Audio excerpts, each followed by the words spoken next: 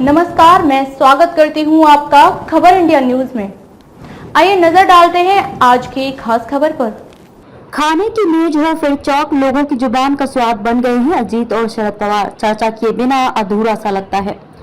जिस तरह से सब्जी और दाल में तड़का लगाए बिना स्वाद नहीं आता, उसी तरह से आजकल महाराष्ट्र के लगभग हर घर में शरद पवार और अजीत पवार की चर्चा के बगैर मजा नहीं आ रहा है। चाचा भतीजा की जोड़ी राज्य की जनता के लिए फिलहाल किसी तड़के से कम नहीं है। महाराष्ट्र की सियासत में इन दिनों चाचा भतीजा की जोड़ी की चर्चा है। आलम यह है कि इस जोड़ी की चर्चा राज्य के लगभग हर घर में खाने की मेज पर हो रही है। अजीत पवार और शरद पवार लोगों की जुबान पर किसी तड़के की तरह सजे हुए हैं।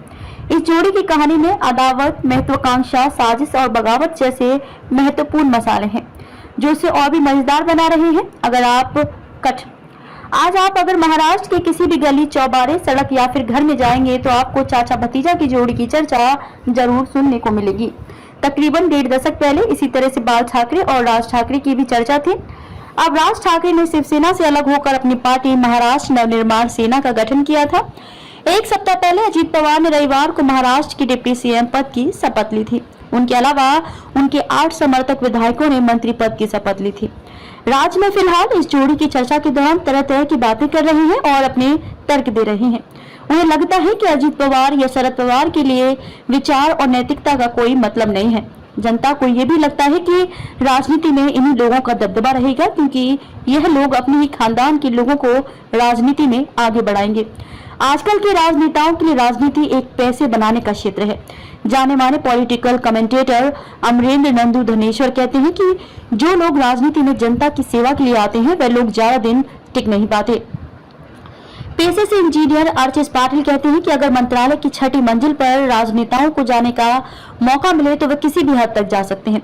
शैतान से भी हाथ मिला सकते हैं, जैसे धृतराष्ट्र ने महाभारत में किया था। आज के जमाने के नेता भी अपने बेटे या बेटी को सत्ता का सिंहासन देने के लिए भतीजे की कुर्बानी दे देते हैं।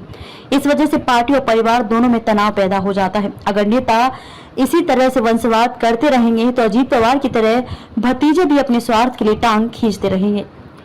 ठाकरे परिवार की भी यही कहानी। ठाकरे परिवार में भी यह हुआ था। बाल ठाकरे ने 2005 में उद्धव और राज ठाकरे के बीच के विवाद को खत्म करने की कोशिश की थी।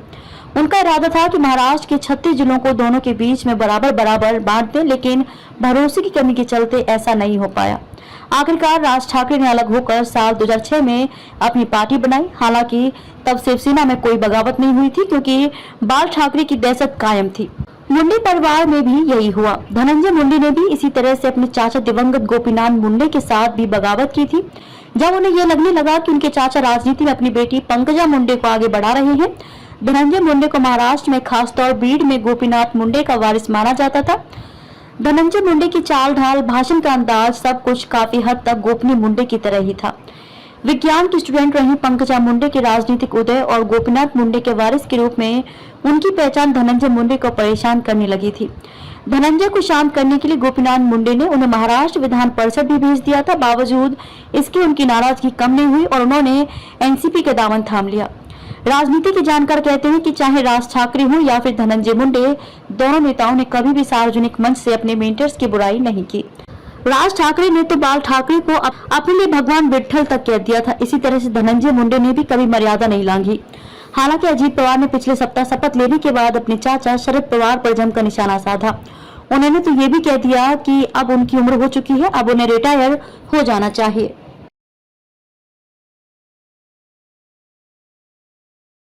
खबरों में अब तक के लिए बस इतना ही। फिर होगी आपसे मुलाकात ऐसे ही एक खास खबर के साथ। तब तक के लिए नमस्कार और बने रहिए खबर इंडिया न्यूज के साथ।